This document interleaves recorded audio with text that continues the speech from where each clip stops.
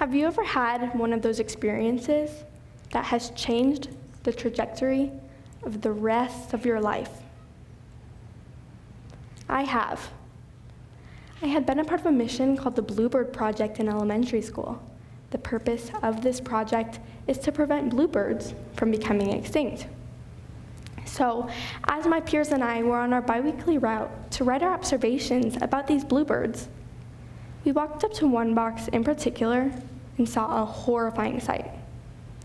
As we slowly opened the wooden panel and peered inside, these baby birds that had just hatched were choking on something. So what their mother thought was food for them, we realized was our plastic waste. Here we were, a group of fifth graders at the time, trying to prevent these birds from becoming extinct, only to be harming them more. This opened my eyes to a huge hole that we, as a society, have dug ourselves into: plastic pollution. I have grown up in a Jewish household, being told the phrase tikkun olam since I was young. The stewardship concept of tikkun olam means to repair the world. So, as I've evolved into my teen years, sometimes I've questioned what my purpose is in life. That question has led me back to this experience with the bluebirds. That was one of my early on exposures to how my and our actions are incredibly impactful to everything around us. And it takes a lot for us to realize that.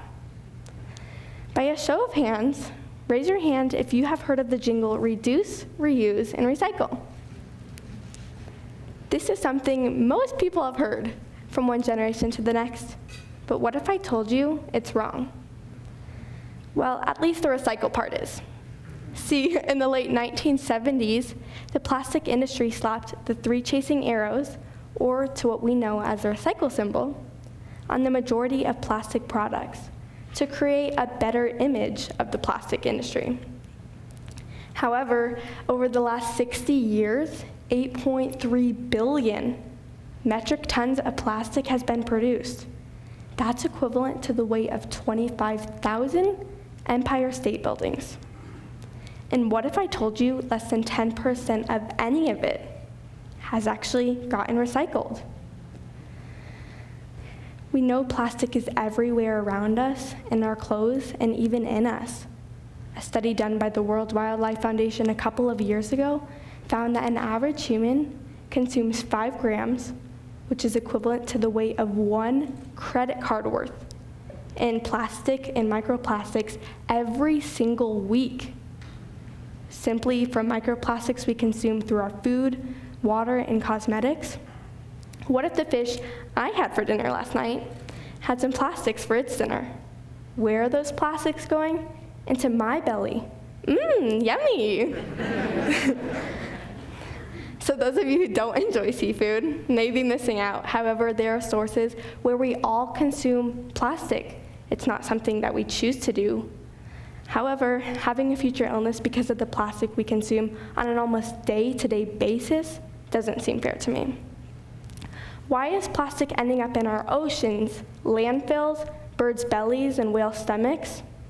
If these companies claim our materials are getting recycled, then why is it ending up everywhere it should not be? This question led me to a passion project I began a little over a 1.5 years ago to determine what the root cause of plastic pollution is and why plastic is ending up everywhere around us. I always imagined the plastic industry to be the big, bad monsters of this issue. However, that was not the case. In fact, the person I interviewed was quite nice.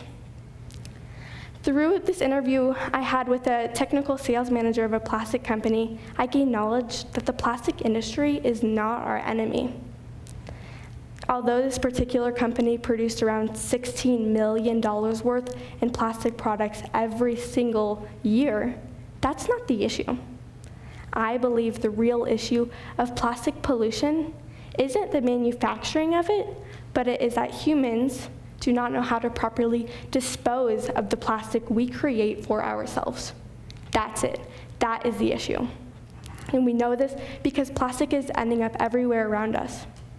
Recycling isn't working nearly as well as it should be. So now what? How about instead of reduce, reuse, and recycle, let's reduce, reuse, and rethink. Let's rethink about our own actions and our day-to-day lives in a greater cause than ourselves. So let's break down this new concept of reducing, reusing, and rethinking, starting with the reduce. When I was changing my and my family's habits to become more sustainable in the products that we use, 2 questions arose. Is this economically viable? And is it really worth my time? And to answer both of those questions, yes. First of all, it is economically viable to find sustainable solutions to reduce our plastic use. Because instead of, let's say, purchasing a 12-pack of plastic water bottles from the grocery store every single week, why not just invest in a metal one to last you much longer while also preventing you from making payments that are truly unnecessary? And this is worth all of our time because this is a problem every single person has contributed to, which is why it's up to each of us to do our part in repairing what we have damaged. Some things I do to reduce my plastic usage is I use shampoo and soap bars instead of plastic body wash containers. I know, my mind was blown when I knew shampoo bars existed. But finding these sustainable substitutes out there are simple acts of tikkun olam. Another thing I do is my family brings our own grocery bags to the store so that we are no longer contributing to the single-use grocery bag crisis. We all have those bags that just sit around our house, so why not put a good use to them while also feeling a sense of pride walking out of the store knowing that you're doing something good for the environment. We only have one planet, so why not treat it well? Another thing I do is I bring my own school lunch and water bottle to school every single day so that I'm not contributing to single-use plastic waste we might find in our meals. Even with fast food, is that 5 minutes of enjoyment really worth over a lifetime in a landfill?